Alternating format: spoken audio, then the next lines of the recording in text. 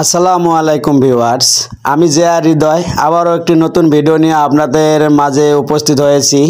আজকের এই ভিডিওটা দেখেই আপনারা বুঝতে পারতেছেন আমি কোন প্রসেসটা সম্পর্কে আলোচনা করতে চাচ্ছি।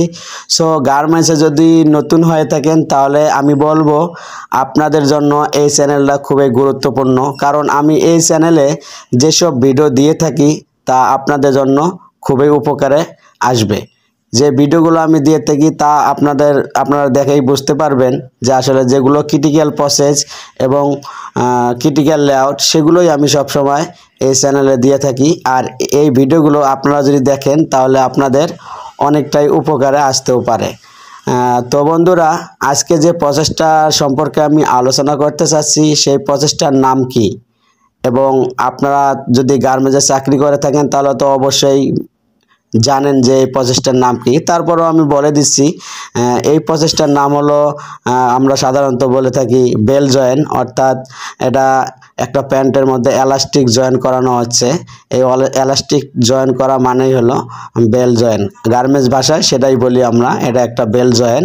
তো আপনারা যদি গার্মেন্টসের কাজ করতে চান, অর্থাৎ যদি গার্মেন্টসের কাজ শিখতে চান, তাহলে আমি বলবো এই কাজগুলো আগে শিখবেন, কারণ এই কাজগুলো গার্মেন্টসে খুবই মূল্যায়ন করানো হয়। এই কাজের অপারেটরদেরকে আমরা খুবই মূল্যায়ন করি, কারণ এই কাজগুলো সাধারণত সব অপারেটর করতে পারে না। যেগুলো অপারেটর খুবই সিনিয়র পারসন তাদের দ্বারাই এই কাজগুলো সম্ভব, আর যারা জুনিয়র পারসন অপারেটর তারা এই কাজগুলো সাধারণত করতে পারে না। আর এই কাজগুলো যেসব অপারেটর করতে পারে তাদের বেতন মোটামুটি ভালো হয়ে থাকে। আর এই যে ভাইটি দেখতেছেন এলাস্টিক জয়েন করতেছে, কত ধূর্ত এবং কত স্পিড, সে মিনিমাম ঘন্টায় 200 থেকে 250 পিস বেল জয়েন করতে পারে। আর এই 200 থেকে 250 পিস যদি আপনারা বেল জয়েন করতে পারেন তাহলে আপনাদের বেতন মিনিমাম 11,500 টাকা থেকে 12,000 টাকা হতে পারে।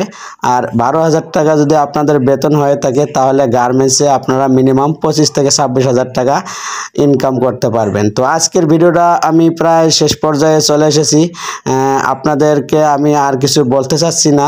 দেখা হবে নতুন কোনো এক ভিডিওতে অথবা নতুন কোনো এক লেআউটে। ততক্ষণ পর্যন্ত পাশে থাকার জন্য অসংখ্য ধন্যবাদ। আসসালামু আলাইকুম, সবাই ভালো থাকবেন, আমার জন্য সবাই দোয়া করবেন। আল্লাহ হাফেজ।